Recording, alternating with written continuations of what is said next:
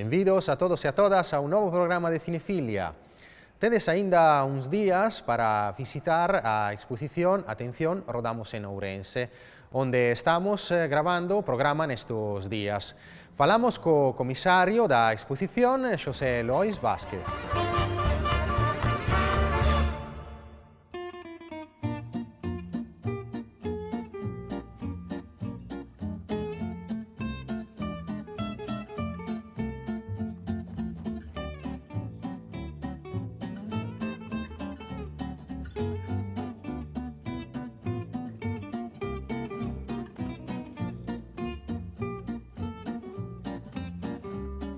Cando recibo o encargo da exposición, a través de un listado de películas, unha declaración de intencións por parte de Miguel Anxo Fernández, que é o curador científico, o asesor, e de Xosé Manuel Rodríguez, que é o curador da exposición, a primeira cuestión que se me plantexa é que había, digamos, poucos elementos, non había moitos elementos grandes, salvo a aula que temos detrás, e se vos fixades, son todos elementos planos, é dicir, que o cine se comunica, lóxicamente, a través de materiais de difusión, que son cartaces, que son folletos, e entón foi nese momento cando me entra o terror. Digo, claro, non se sostén unha exposición con planos expositivos que sexan as paredes, que é o habitual, por outra parte, na maior parte das exposicións. Ese foi o primeiro, digamos, a primeira reflexión problemática, da problemática da exposición. A segunda é o espazo. Este espazo é terriblemente complexo. O sea, ten unhas columnas que o divide, ten unha balconada, un mirador, que era nos antigos almacéns, o sitio onde se almacenaban as telas e esas cousas, e encima a estructura arquitectónica comunica dúas salas con un artefacto moi complexo establecido para preservar a antigüedade do edificio, pero que dificulta moito facer unha exposición comunicada. Por último, se decide que a sala que temos ao lado non pode ir enmoquetada, co cual a unidade de espacio se rompe por completo. Por lo tanto, parto con eses dous problemas terribles. Entón, o primeiro que se me ocurre, dende logo, é establecer planos de exposición, é dicir, deixar un plano na parede e establecer outro plano que flote, e en ese plano que flote decido que aparezcan frames, porque ahora todo se reproduce en vídeos, ou fotogramas de películas. A eso habría que engadir que tiña que ser unha exposición que vendera Ourense como plató. Vender Ourense como plató, como todos sabedes, é moi fácil. Entón, con esta amalgama de cousas, establece uns puntos fortes, que son o recibidor, onde aparece o Ourense vendido a través do que é a simulación de dous films, e replico iso no que é unha estrutura de madeira. Por qué? Bueno, porque é unha forma ideogramáticamente de comparar o que é o cine, o que se filma, co decorado. É dicir, que de alguna forma xogo con eses elementos. E ademais, esa segunda estrutura, como é articulable, me sirve para expandir ou traballar o espacio de alguna maneira. Bueno, todo isto é o que está aquí, e se propón un tipo de tratamento de imaxe que obliga tamén a distanciarse un pouco da propia imaxe, porque o cine non se ve a 2 metros. O cine sempre se ve a unha distancia. Por lo tanto, eu quería devolver o que é o artefacto visual do cine que establece que ti, espectador ou espectadora, teñas que velo a unha certa distancia, incluso polo movimento da cabeza e ollo, que se establezca unha escala humana, na escala pantalla-persoa. Entón, aquí non me matei tanto en chegar ao grau fino do retoque, sino a composicións que de cerca podan ter un grao gordo que é moi bonito, que é unha trama, bueno, complicadísima, e que te obliga a mirarlo a certa distancia onde se restitúe a imaxe en plena, digamos, definición. E despois todo isto, acompañado das vitrinas documentais, onde hai moitos materiais que usaron os directores e as directoras, a exposición é como se chama, work in progress. É dicir, estívose variando e remodelando ata o último día. O último día cambiamos as laudas sepulcrales de aquí, por exemplo, onde está a aula, porque non cabían, lógicamente, que cando chega ao aula se monta. Por lo tanto, foi un traballo moi intenso, preplanificado milimétricamente cando se sabía exactamente o que iba a haber, pero que foi crecendo felizmente e chegamos a unha exposición que eu creo que é atractiva, cando menos, a que merece a pena pasearse de forma informal. Eu tive unha conversación moi emotiva co tema do aula da lingua das bolboretas que temos detrás, que, bueno, para min é unha película fantástica por todo o que representa, non só xa cinematográficamente, sino o guión, o que conta, os actores, pero sobre todo porque para moita xente, o mellor eu xa o pillei un pouco, son máis xoven que esta época, quizá, pero moita xente que ven a exposición recoñece os pupitres, recoñece os tinteiros, recoñece unha serie de cousas, e son moi emotivos sempre. E coñecía, digamos, pues, por poñer o exemplo da lingua das bolboretas, estuve moi en contacto pues, con Eloi Lozano, pues, José Luis Cuerda, ben, pero despois atópome con que Ourense, claro, Ourense é unha productora de actividade cultural que levantas unha pedra e de repente aparecen activistas culturais e productores culturais que estades, ¿no? Na actualidade xenerando todo este caudal de producción que é interesantísimo, vamos, me parece genial. Este mes arranca unha nova programación do Cineclube Padre Fijó de Ourense. Imos a ver cales son os filmes que nos agardan para as próximas semanas. There are things that I say that don't mean a thing anyway. And there are things that I say, and don't you forget about me, forget about me, and don't you forget about me, forget about me. First time I fell in love. Forget about me. No, it went so fast.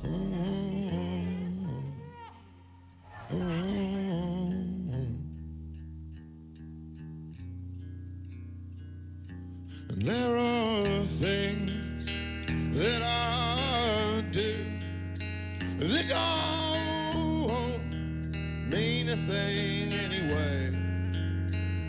And there are things that I say that don't mean a thing anyway. They don't mean a thing anyway.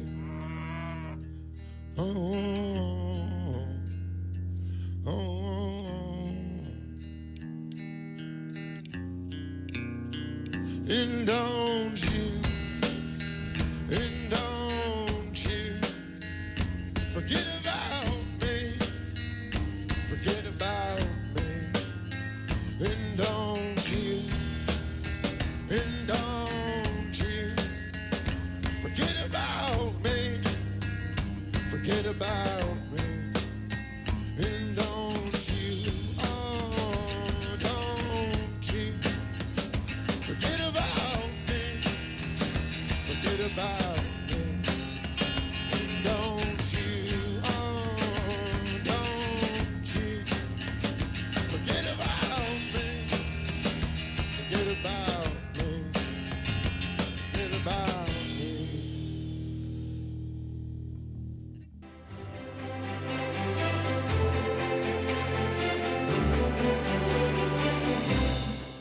Voltamos aquí ao plató de Cinefilia. Hoxe temos o prazer de ter connosco a actriz ourensá Antea Rodríguez Rial. Que tal, Antea? Benvida a Cinefilia. Gracias, igualmente. Encantada de estar aquí con vos. E nós contigo. Moitos dos espectadores seguramente te recoñecerán porque participaches en series da televisión de Galicia, tamén, bueno, nas series de televisión española, pero agora estás a traballar nun proxecto Udra, unha curtametraxe, no cal tamén estás desenvolvendo unha faceta como guionista, non? Tamén. Contanos un pouco máis deste proxecto. Pois este proxecto xurdiu dunha necesidade, non? De plasmar un pouco o que estábamos vivíndonos, porque este guión está escrito por min e por Noemi Blanco, que é amiga, compañeira de profesión e tamén vai a protagonizar a curtametraxe.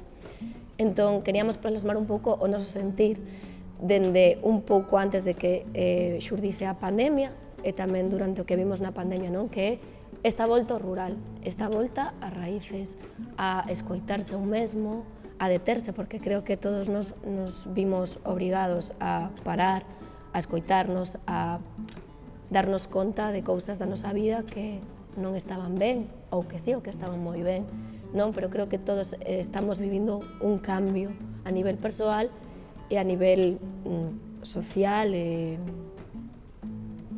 cultural e político.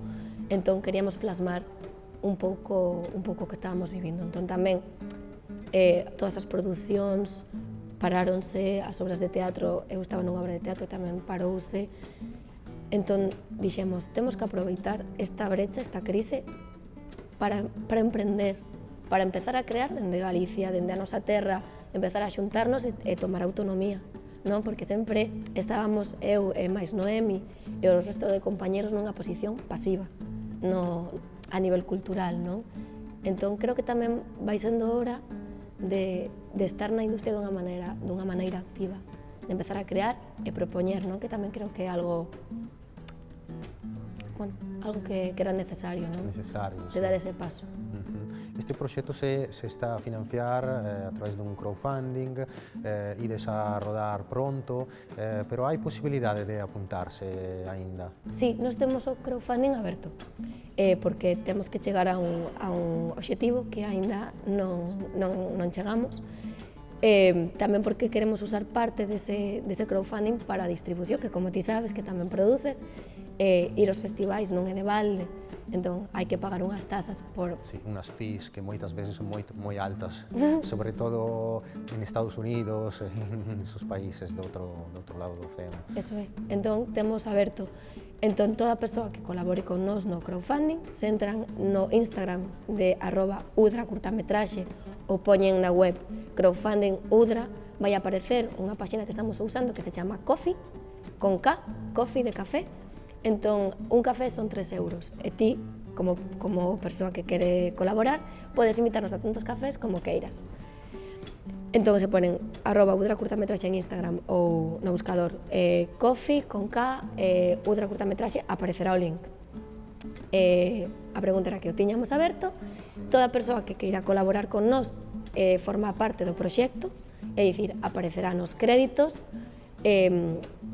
pode vir a ver un día concreto que temos apalabrado, que é o día 6 de novembro en Cabo Udra, exterior playa, pode vir a ver un anaquiño da rodaxe, e ten un pase privado para a previsualización da curta que imos facer, pois eso, con prensa, coa xente que axudounos a nivel patrocinio e coa xente do crowdfunding.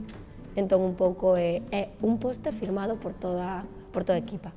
Entón, se hai alguén que nos está vendo que quera participar no crowdfunding, pois estaremos encantados que estades traballando con nos dunha maneira activa, iso tamén é moi bonito, eu penso. Eso, animamos os espectadores de Cinefilia a apuntarse a este proxecto que xa desvelaste, que xa se desvela a través do título, ¿no? Que unha parte se gravará en Cabo Udra, ¿no? Pero hai unha parte de localizacións tamén importante aquí en Ourense provincia, non? Sí, temos un 80% das imaxes que se van rodar na provincia de Ourense. Ao principio non ia ser así, ia ser todo en Cabo Udra, pero por nivel logístico e económico, porque Noemi, aínda que vive en Vigo, é de Vilamarín, é de Ourense. Entón, ten unha casa familiar que se adecuaba moi ben, entón, ti sabes que aí ahorramos moito en tema gastos. Entón, ao final, vamos rodar casi todo aquí na provincia de Ourense, imos rodar na Molinera, que é unhas oficinas preciosas que rehabilitaron, que está aquí no Xardín do Posío, Vilamarín, Coles, todo exteriores e interior casa, Cabo Udra, o que ven sendo a praia, toda a parte do cabo, imaxes de dron e tal, e logo remataremos o día 7 de novembro, outra vez aquí en Ourense. Moi ben, seguramente nos intentaremos de achegarnos a rodaxe para ver que tal, pero, bueno, moita sorte de todo xeito. E quería falar contigo tamén de outros dos teus proxectos nos cal estiveches interpretando papéis que moitos dos espectadores seguramente lembrarán, no? En especial na Estiva, no? O teu persoaxe, como chegaste a esta serie, como foi prepararte para ese persoaxe, como foi a experiencia? Pois a experiencia foi moi bonita, pero foi moi precipitada, porque eu estaba traballando coa Compañía Nacional de Teatro Clásico, estaba actuando no Teatro da Comedia, eu recordo que o único día libre que tiña era luns, e de sair o domingo de actuar ás 9 da noite, coller o tren nocturno a Coruña para facer as probas e facer as lecturas.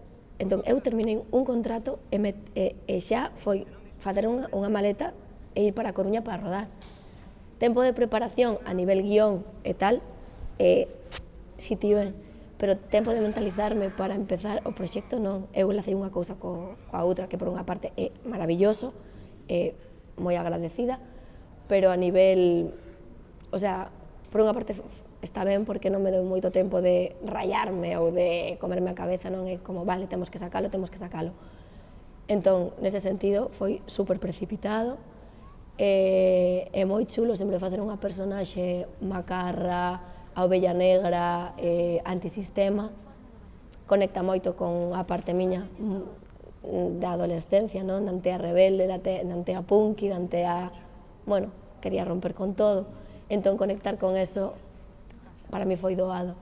É moi chulo porque non tiña moita, eu teño moita bagaxe a nivel teatral e a nivel audiovisual tiña menos, entón tamén serviume de canteira e de, bueno, de coñecer máis a fondo ese mundo que non tivera antes a oportunidade. Entón, moi agradecida, a verdade. Decía o actor José Coronado que recibiu un premio no OUF hai pouco, que o actor normalmente ten máis posibilidade de expresarse e de aportar as súas ideas, no? Nunha historia, nunha serie, con respecto a unha película onde todo moito máis pactado, no? É a súa opinión, no? Pero ti como o ves? Ves unha diferencia real con respecto ao traballo que ti faz con un director nunha serie ou nunha película ou en teatro? Eu o que penso é que depende do director e depende da produción. Hai directores que teñen todo xa na súa cabeza super medido, super atado, e te din, vale, non te dan marxen para que ti propoñas, para crear, non? Senón que o teñen moi claro e moi definido. Entón, ti casi és unha marioneta que se move dun punto a outro e fai isto e outro. Hai pouca marxe para ti propoñer ou crear. E hai outros que non, que é todo o contrario, non? Que de repente estás nun pase de texto para unha serie e podes propor, ou dis, mira, estive pensando nisto, veña, dalle, proba, vamos a ver que tal. Entón, aí sí que se crea unha relación, un xogo, un casé, non un igual, porque el toma a decisión final, pero sí que te sintes como ben, non? No sentido de podo propoñer e podo xogar, que diso se trata. Entón, eu, contestando a pregunta, creo que depende do director. Non creo que sea tanto en plan en televisión máis, en cine menos. Para min, creo que depende da persoa que te este dirixindo. Sí, eu tamén estou bastante de acordo con a túa opinión en algo respecto. E outra pregunta que quería facerche é que se está a producir un debate agora mesmo na rede sobre a presencia das series galegas na televisión de Galicia, por exemplo, no? Como se está portando a televisión autonómica con respecto á súa propia producción, no? As series ou as películas que moitas veces se emiten en horarios moi altas horas da noite ou non en prime time, no? Como deberían ser, no? Porque ademais teñen unha audiencia moi alta, no? Ti que opinas a respecto con ese debate que se está a producir? Eu, os motivos de por que a Televisión de Galicia está facendo isto non o sei, non sei cales son os motivos que hai detrás. Eu si sei que coa estiba si que o vivimos, houve un cambio de horario, o que distí, non? Estábamos unha hora, atrasouse, polo tanto, a audiencia disminuiu, eso repercutiu-nos na hora de, pois non vai haber unha segunda temporada porque non chegaches estos límites, a estos marcadores. Claro, é difícil, chegas aos marcadores e o posto tan complicado. Está pasando o mesmo coa Lei de Santos, a segunda temporada, tamén cambiaron a hora, atrasaron, entón a nivel audiencia están tendo pouca. Entón non sei moi ben cales son os motivos, pero sí que reflexionar entre todos de que sí, estánse facendo produccións de fora, Netflix, HBO, Televisión Española, aquí en Galicia iso está moi ben porque nos dá visibilidade aos actores galegos, a cultura galega e a paraxe en torno de Galicia. Pero o idioma tamén forma parte da nosa cultura. Entón, esas series non son en galego, nin van a ser en galego. Entón, se a única cadena que temos destinada á ficción en galego está desvalorizando, non está cuidando o noso, quen o vai facer? Nós que facemos producións alternativas de baixo ou medio coste, vale, sí, pero non imos chegar a tanta xente como chega, por agora, a Televisión de Galicia e as grandes plataformas. Ou facemos algo en galego e que se subtitule, pero non sei a nivel económico-político canto habría que puxar para que iso fose así. Creo que sería un traballo arduo, pero creo que temos que tomar conciencia e o que diste, non? Verbalizalo e analizalo e buscar un porqué. Claro, crear porque un algo debate, que pagamos todos. Claro, crear un debate, facelo público e loitar para que as cousas sexan de forma diferente da que son agora, seguramente. Non temos máis tempo a disposición, pero bueno, ti estás aquí en Ourense, agora sí que seguramente intentaremos de achegarnos a rodaxe desta novo proxecto de curtametraxe no que estás a traballar, Udra, el que lembramos aos espectadores que se queren documentarse e participar o crowdfunding segue aberto, e nada, xa sabes, tes outra casa aquí en Cinefilia, cando queres voltar, xa sabes que aquí estamos a túa disposición. Moitas gracias, Simone. Encantada. E agora imos a repasar os filmes que están programados na cartelera do cinema comercial. A mí me encanta la idea de tener un hijo contigo, Yanis, pero no sé si puedo permitírmelo ahora. No es cuestión de si podemos permitírnoslo. Es cuestión de que ya está aquí. Con Dor e Gloria, Pedro Almodóvar regalounos unha xoia, un retrato emocional, crítico e honesto sobre o seu pasado.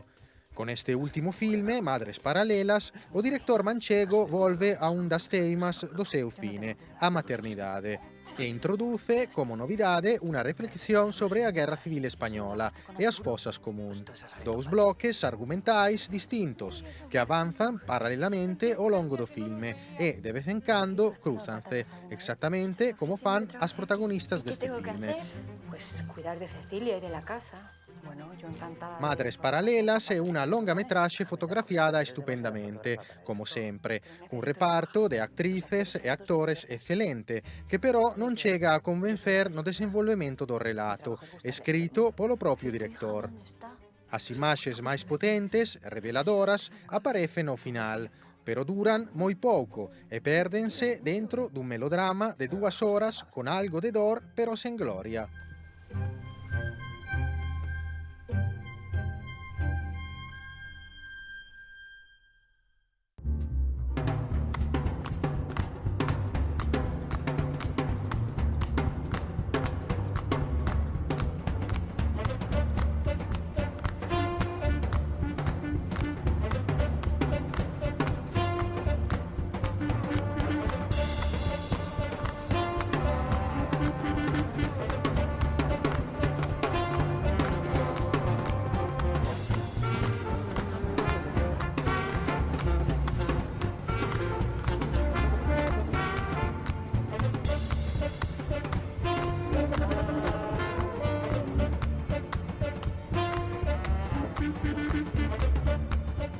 Moitas grazas a todos e a todas por seguirnos.